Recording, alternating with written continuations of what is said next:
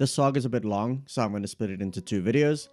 That way I can give Marineford its own video and go into way more detail because I have a lot to say about that arc. Subscribe so you don't miss that. Let's start with the first arc of the saga, Sabo Archipelago.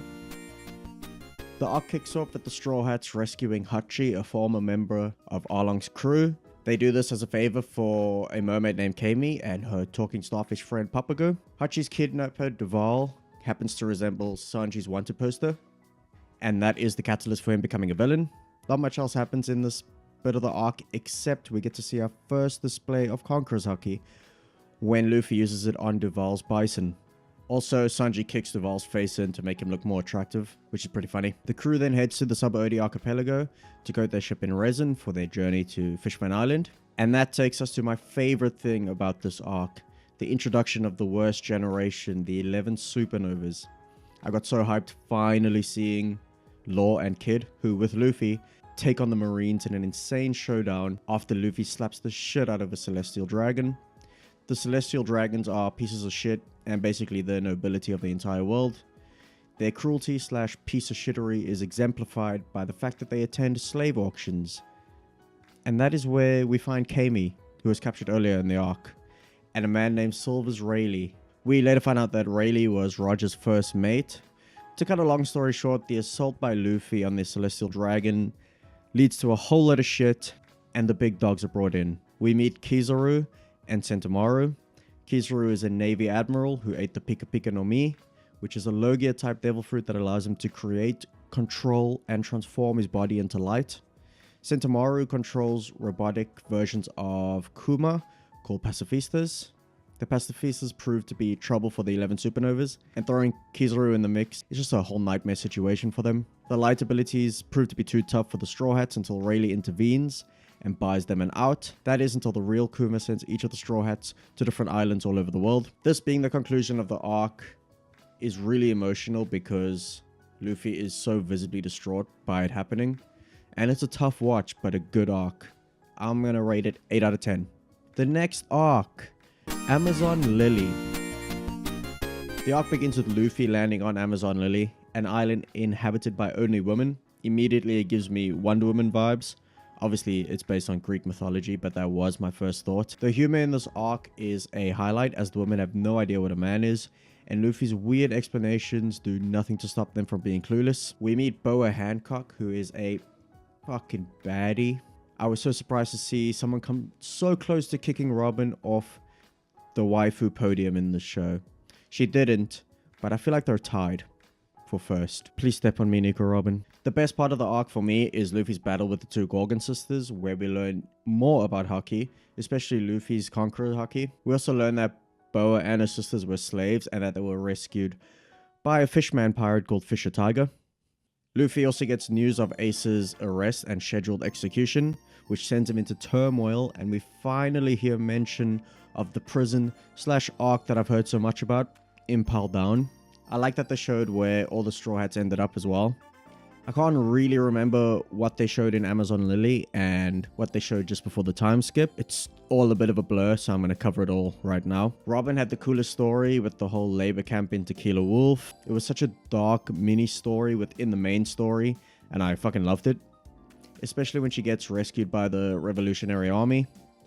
Zoro's story was also cool. He had to leave his ego at the door and ask Mihawk to train him. We also got treated to my favorite joke from Thriller Bark. If you haven't watched that review yet, I suggest you do so. It's the classic joke of Zoro getting hit with Perona's self-doubt ghosts. Frankie's side story was also cool because we get mention of Vegapunk, and Frankie gets his hands on some of Vegapunk's ideas and tech. The other experiences were pretty average, so not really worth covering. They weren't bad, just meh. Before we move on to Impal Down, the pacing of Amazon Lily feels a little rushed. We go from what feels like such a lot of introduction to the tribe and island and Luffy being chased and captured, to moving super quickly to the battles, and then Boa's sudden love for Luffy and their departure for Impal Down. That bit of the arc feels super short compared to the first bit. Despite the pacing issue, Oda does really well setting up plot elements for the next two arcs. And this arc is one of the few arcs where we see Luffy alone, which shows us a more emotional and less goofy side of him, especially when he thinks back to Kuma sending the rest of the Straw Hats away. So I can't be too critical of Amazon Lily for that reason, and I'll give it a 7.5 out of 10. Moving on to the moment you've all been waiting for. Impal Down. This arc starts with Luffy sneaking into the underwater prison, Impal Down, with the help of Boa Hancock. The prison is one of the world government's most secure places, with each level designed like a different type of hull. Once inside, Luffy meets Buggy the Clown, who becomes an extremely unexpected ally. I'm not gonna lie, I did not see that coming. Because of this, the arc is filled with humor and chaos. Luffy teams up with Mr. 3 and Mr. 2, Bon Clay. Bon Clay's return is very touching, and I regret hating him when I watched Alabasta. I knew I would come to regret that, but we'll get onto that a bit later. As Luffy descends through the prison, he recruits more allies, including Jinbei. Finally, we get to see the Dishonored Warlord. And he even teams up with Crocodile and Mr. 1, which is pretty cool. The unique levels of Impal Down, each with different climates, make the story exciting and creative. Luffy faces off against the Warden, Magellan, on level 4, where Magellan's deadly poison-based powers pose a significant threat. Despite Luffy's usual strength, he struggles to land hits without getting poisoned.